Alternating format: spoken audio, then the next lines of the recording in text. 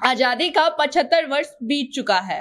आज हम आजादी का अमृत महोत्सव मना रहे हैं। हम भारत को एक डेवलपिंग कंट्री के तौर पर देख रहे हैं, लेकिन आज भी भारत के बिहार में कुछ बच्चों को सिर्फ नदी पार करके दूसरे शहर सिर्फ और सिर्फ शिक्षा प्राप्त करने के लिए जाना पड़ता है।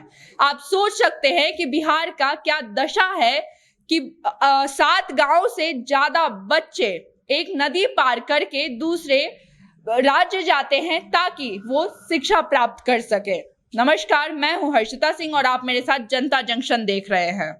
मैं जो खबर बताने जा रही हूं वह कैमूर जिले का है, जहां 7 गांव के बच्चे नदी पार करके यूपी के चंदौली राजकुमार इंटर कॉलेज में पढ़ने जाते हैं। और ऐसा नहीं है कि ये बच्चे जब जाते हैं तो हादसा होने की चांसेस नहीं होती है।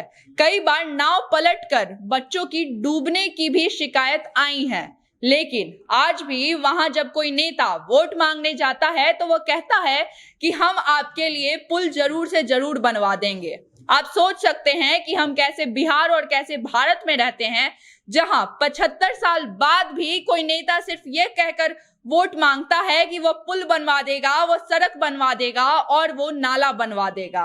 हम कितने डेवलप किए हैं ये इन सारी बातों से ही समझ में आता है।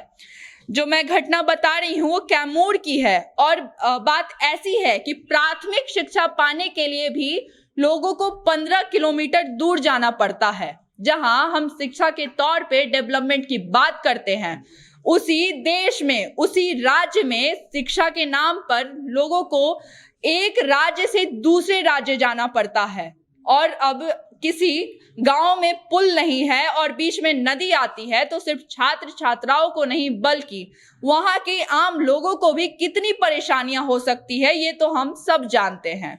वहां के आम लोग भी इस परेशानी से बेहद परेशान हैं, लेकिन आज भी लोग आते हैं, वादा करते हैं कि वो वहां पर पुल जरूर बनवाएंगे, लेकिन ऐसा नहीं होता है। आज भी हम बिहार के डेवलपमेंट की बात करते हैं, हम बिहार का ओहदा बढ़ाना चाहते हैं, लेकिन आप सोच सकते हैं कि एक राज्य जो शिक्षा ना दे पाए, जो एक पुल ना दे पाए, उसका क्या हश्र हो सकता है। और ये जो बात मैंने कैमूर की बताई, ऐसा नहीं है कि सिर्फ कैमूर की ये हालात है।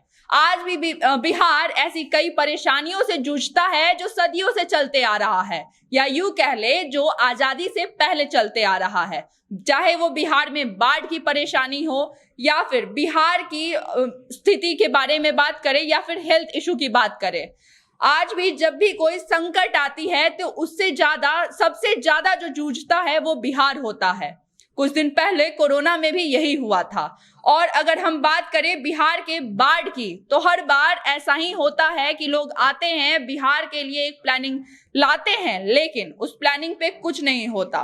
बिहार के बाढ़ पे जवाहरलाल नेहरू ने भी प्लानिंग की थी, लेकिन क्या हुआ? आज तक हर साल बारिश का मौसम आता है और बिहार फिर से पानी में डूब जाता है। बाढ़ छोड़िए, बिहार के पटना की ही बात करें तो वो जल जमाव जैसी परेशानियों से जूझता है।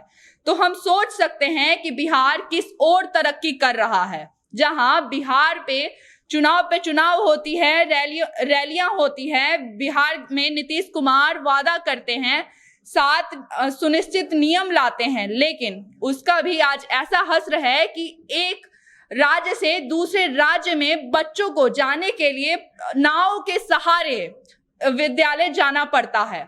और जहां हम विमेन लिटरेसी की बात करते हैं, बिहार में विमेन लिटरेसी की क्या हाल है ये हम सब जानते हैं।